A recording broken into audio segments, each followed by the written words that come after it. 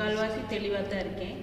இந்த வகுப்புக்கு நான் என்னோடய குழந்தைகளையும் நான் கூட்டிகிட்டு வந்ததுக்கு காரணம் அந்த தெளிவு அவங்களுக்கு வளர்கிற வயசுலே இருக்கணும்னு நினச்சேன். நான் வளர்ந்து நம்ம வயசுக்கு அப்புறம் அவங்களுக்கு பல குழப்பங்கள் அடைஞ்சி அப்புறம் ஏதோ ஒரு தெளிவை தேடி போகிறதுக்கு பதிலாக நம்மளால் முடிஞ்ச நிறைய ஒரு 4 கார் வாங்கி வைக்கிறதோ பெரிய பேலஸ் வாங்கி வைக்கிறதோ சொத்துன்னு நான் நினைக்கிறது இல்லை.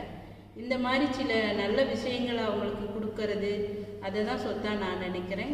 ஸோ என் குழந்தைங்களையும் நான் அழைச்சிட்டு வந்தது இப்போ அவங்களுக்கு அது ஒரு பயனாக இருக்குது. அவங்க வாழ்க்கையை அவங்க எப்படி கடந்து போகணுங்கிறதுல அவங்களுக்கு ஒரு தெளிவு இருக்குதுன்னு நம்புகிறேன் நான். அதே மாதிரி இந்த வீடியோ பார்க்குறவங்களும் இளைய தலைமுறைக்கு இந்த ஞான முகாமை எடுத்துகிட்டு போகிறது ரொம்ப உதவியாக இருக்கும்.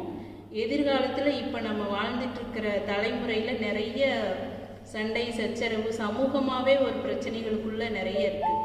அதுலேருந்து வெளியே வரணும்னா இளைய தலைமுறை கொஞ்சம் விழிப்படையணும். அதுக்காக இந்த ஞான முகாம் எல்லாரும் பயிற்சி அடையணும், பயனடையணும்னு கேட்டுக்கிறேன். தேங்க்யூ.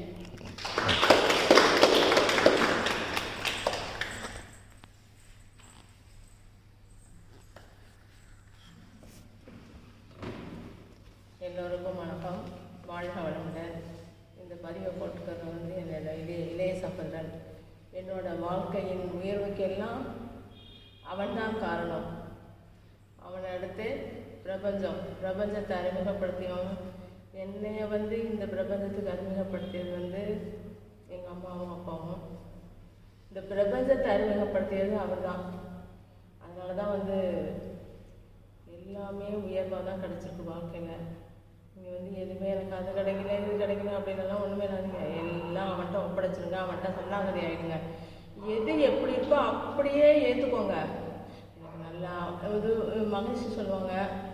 சினிமாவை பார்த்துட்டு ஐயோ எனக்கு அந்த மாதிரி கணவன் கிடைக்கலையே, இந்த மாதிரி மனைவி கிடைக்கலையே, அந்த மாதிரி இல்லையே, அந்த மாதிரிலாம் இருக்காதீங்க.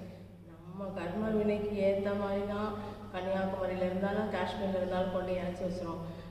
அப்படியே ஏற்றுப்போம். அவங்ககிட்ட எந்த குறை இருந்தாலும் அப்படியே ஏற்றிட்டு வாழ்க்கைட்டு போட்டுகிட்டே இருப்போம். அப்புறம் இப்போ தான் நான் வேறு இதில் ஒன்று இருந்தாலும் சரி இன்றைக்கி ஒரு 2 நாள் நம்ம சகோதரனுடைய பார்ப்போம்னு சொல்லிட்டு திருச்சியிலேருந்து வந்தோம். அகம் புறம் அகத்தில் தான் போட்டு எல்லாத்தையும் நம்ம ரொப்பிகிட்ருக்கோம்.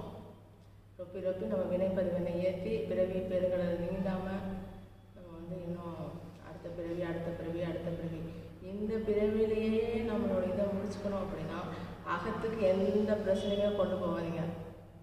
அகத்தை ஃப்ரீயாக விட்டுருங்க.